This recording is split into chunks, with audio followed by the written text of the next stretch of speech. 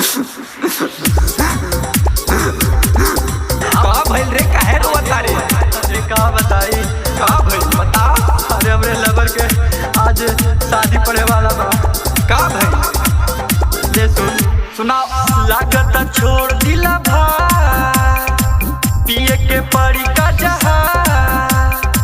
लागत छोड़ दिला भाई, पिए के पड़ी का जहाज। हमके छोड़ी और ओके अपनावतिया रे, अपनावतिया रे।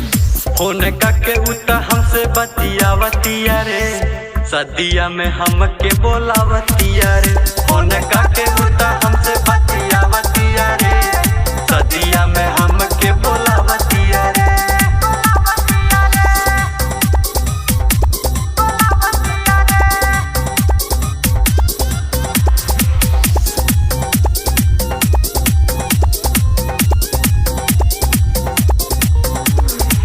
एक त 5 साल लागल सेटिंग बनावे में, मिले के बोलावत रहे उता अपना गावे में।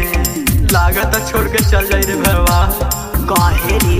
एक त 5 साल लागल सेटिंग बनावे में, मिले के बोलावत रहे उता अपना गावे में।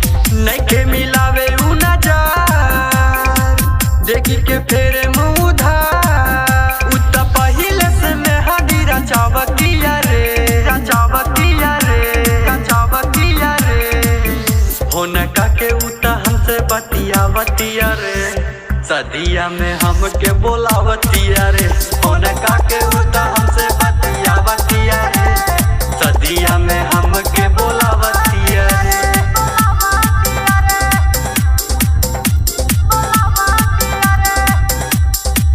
जब से छपाए लागल शादी के कार्ड हो, सोच सोच बात लागे फेल होई हार्ड हो। उ छोड़ी त हम छोड़ दे, छोड़ दे, छोड़ दे। जब से छपाए लागल शादी के कार्ड हो, सोची सोची बात लागे फेल होई हार्ड हो। जाइब हम त सहार, खोजब नया लभा, अपने दिलावे से अतुल के भुलावतिया रे, भुलावतिया रे, भुलावतिया रे। होने का के उता हमसे बतियावतिया रे, सदिया में हमके बोलावतिया रे। होने का के उता हमसे